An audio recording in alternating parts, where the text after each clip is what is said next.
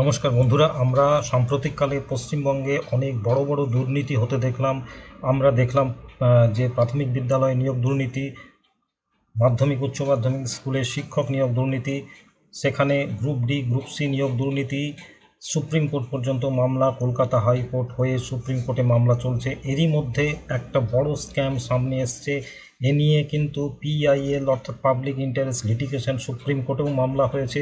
সেটা হচ্ছে নিট দুর্নীতি, অর্থাৎ যে অভিযোগ উঠেছে নিট পরীক্ষা, যে মেডিকেল এন্ট্রান্সের জন্য এখন যে অল ইন্ডিয়ার যে পরীক্ষা হয়, নিট পরীক্ষা আন্ডার গ্র্যাজুয়েট যে মেডিকেল কোর্সে অর্থাৎ এমবিবিএস বিডিএস কোর্সে ভর্তির জন্য যে পরীক্ষা হয়, সেই নিট পরীক্ষা সেটা কন্ডাক্ট করে ন্যাশনাল টেস্টিং এজেন্সি, সেন্ট্রাল গভর্নমেন্টের একটা তৈরি করা স্বশাসিত সংস্থা এনটিএ, ন্যাশনাল টেস্টিং এজেন্সি। তারা এই পরীক্ষা নেয়।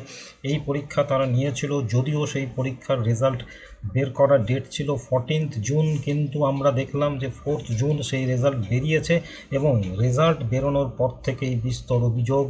এই অভিযোগ এসছে যে 67 জনকে কিন্তু তারা অল ইন্ডিয়া র্যাঙ্ক 1 করেছে। অর্থাৎ যে টোটাল যে পরীক্ষার মার্কস 720 মার্কসের যে পরীক্ষা হয় মেডিকেল এন্ট্রান্স আন্ডার গ্র্যাজুয়েট কোর্সে ভর্তির জন্য, এমবিবিএস বিডিএস কোর্সে ভর্তির জন্য গোটা দেশে যে নিট পরীক্ষা, তাতে কিন্তু ফুল মার্কস 720, এবং 67 জন 720 পেয়েছে। এদের কাউন্সেলিং কিভাবে হবে সেটা নিয়েও যেমন একটা প্রশ্ন থেকে যাচ্ছে। এরপর যেটা প্রশ্ন থেকে যাচ্ছে সেটা হচ্ছে যে এনটিএ যে ক্লারিফিকেশন দিয়েছে যে কিছু কিছু সেন্টারের টাইম কিন্তু তাদের ল্যাগিং হয়েছিল, সেই টাইমটার জন্য তারা যারা অ্যাপিল করেছিল তাদের মার্কস তারা বাড়িয়েছে, 60 মার্কস বাড়িয়েছে কোথাও। অর্থাৎ 4 মার্কসের কোশ্চেন অর্থাৎ 15টা কোশ্চেন তারা আনঅ্যাটেম্পটেড কোশ্চেন এর জন্য তারা মার্কস পেয়ে গেছে, এবং সেই ক্ষেত্রে তাদের কিন্তু ফুল মার্কস 720 হয়ে গেছে।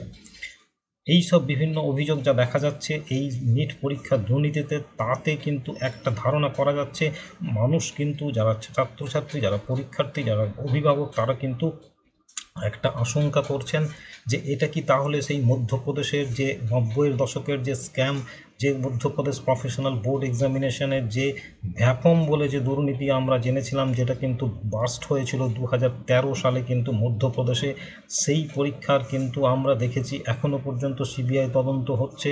সেই তদন্ত করতে গিয়ে বহু লোক বহু মারা গেছে পর্যন্ত, এবং এই তদন্ত এখনও কিন্তু শেষ হয়নি। এখনও কিন্তু এই সিবিআই তদন্ত করে যাচ্ছে। সেই ব্যাপক দুর্নীতি, সেটাও কিন্তু মেডিকেল এন্ট্রান্সও ছিল সেটার মধ্যে, সেটাতেও মেডিকেল এন্ট্রান্সের পরীক্ষা দেশে সবচেয়ে বড় এক্সাম জালিয়াতি ছিল, এক্সাম স্ক্যাম ছিল।